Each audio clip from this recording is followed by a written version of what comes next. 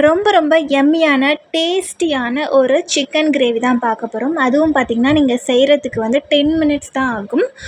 சரி இப்போ பார்த்துடலாமா?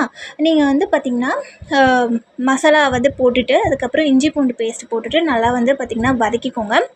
நல்லாலாம் வதக்க வேணாம், லைட்டாக வதக்குனாலே போதும். அதுக்கப்புறமா வந்து வெங்காய, தக்காளி வந்து போட்டுட்டு நீங்க வந்து வதக்கிடுங்க.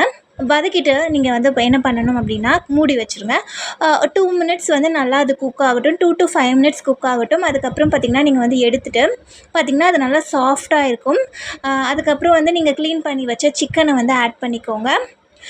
நீங்க வந்து ஆல்ரெடி சிக்கன் க்ளீன் பண்ணி வச்சுருப்பீங்க. அந்த சிக்கனை வந்து நீங்க வந்து ஆட் பண்ணிவிட்டு லைட்டாக வந்து வதக்கிக்கோங்க. வதக்கிட்டு அதை வந்து எல்லா இடத்துலையுமே வந்து நல்லா வந்து மிக்ஸ் ஆகுற மாதிரி வந்து பார்த்திங்கன்னா, நீங்க வந்து வதக்கிக்கோங்க.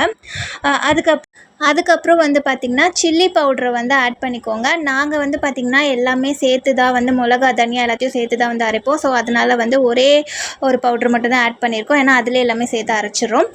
அதுக்கப்புறம் பார்த்திங்கன்னா, உப்பும் வந்து பார்த்திங்கன்னா போட்டுக்கோங்க. உங்களுக்கு தேவையான அளவுக்கு வந்து போட்டுக்கோங்க. அதுக்கப்புறம் வந்து நல்லா கிளறிட்டு, அதுக்கப்புறம் ஒரு குக்கருக்கு வந்து ட்ரான்ஸ்ஃபர் பண்ணிக்கோங்க. குக்கருக்கு ட்ரான்ஸ்ஃபர் பண்ணிவிட்டு அதை வந்து அடுப்பில் வச்சுட்டு ஒரு 5 to 6 விசில் வந்து விட்டுருங்க. அதுக்கப்புறம் வந்து பார்த்திங்கன்னா, ஓப்பன் பண்ணி பார்த்திங்கன்னா தெரியும் உங்களுக்கு நல்லா வெந்திருக்கும். டேஸ்ட் வந்து பார்த்திங்கன்னா அல்டிமேட்டாக இருக்கும். அவ்வளோ ஒரு டேஸ்ட்டாக இருக்கும். அதுக்கப்புறம் நீங்கள் வேறு ஒரு பாத்திரத்தில் ட்ரான்ஸ்ஃபர் பண்ணிவிட்டு நீங்கள் வந்து பார்த்திங்கன்னா சாப்பிட்றலாம். இதுக்கு வந்து தேவையான நேரம் வந்து பார்த்திங்கன்னா ரொம்ப கம்மி தான். ரொம்ப ஈஸி தான். யாராலையுமே வந்து இதை செஞ்சிட முடியும். ரொம்ப கஷ்டம்லாம் இல்லை. இதே மாதிரி நிறைய யூஸ்ஃபுல்லான வீடியோஸ்லாம் பார்க்கணும் அப்படின்னா இந்த சேனலை சப்ஸ்கிரைப் பண்ணி வச்சுக்கோங்க. கண்டிப்பாக வந்து யூஸ்ஃபுல்லாக இருக்கும்.